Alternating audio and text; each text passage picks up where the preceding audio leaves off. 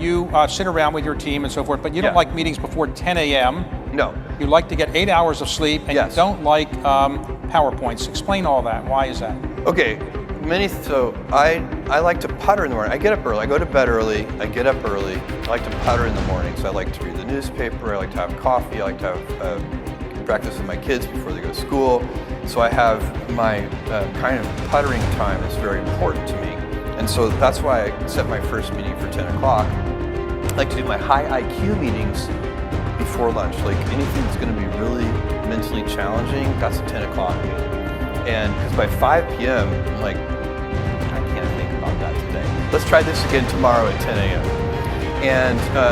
And so then on sleep, I get 8 hours of sleep. I prioritize it, unless I'm traveling in different time zones. Sometimes it's impossible, but I am very focused on it. And for me, I need 8 hours of sleep. I think better, I have more energy, my mood is better, all these things. And think about it, as a senior executive, what do you really get paid to do? As a senior executive, you get paid to make a small number of high-quality decisions. Your job is not to make thousands of decisions every day. Is that really worth it if the quality of those decisions might be lower because you're tired or grouchy or any number of things? Now, it's different if it's a startup company. I mean, you're really, when Amazon was 100 people, it's a different story, but Amazon's not a startup company, and all of our senior executives operate the same way I do. They work in the future, they live in the future. None of the people who report to me should really be focused on the current quarter. I always tell people, sometimes I get, we'll have a good quarterly conference call or something, and Wall Street will like our quarterly results, and people will stop me and say, congratulations on your quarter, and I say thank you, but what I'm really thinking is, that quarter was baked 3 years ago.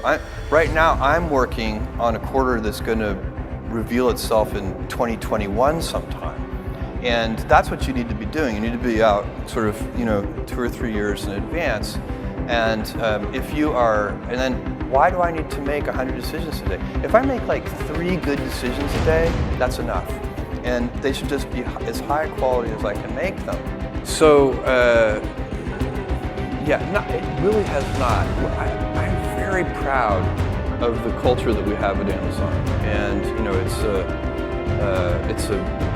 I think of it as a gold standard culture for innovation and pioneering work, and people. I work with these people they're missionaries for what they do.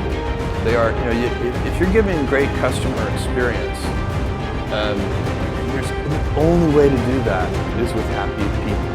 You can't do it with a set of miserable people, watching the clock all day. So does that include work-life balance and all those things? Yes, but I teach 3 leadership classes a year at Amazon. I'm a part of it. So they're bigger classes, but I come in and teach a session.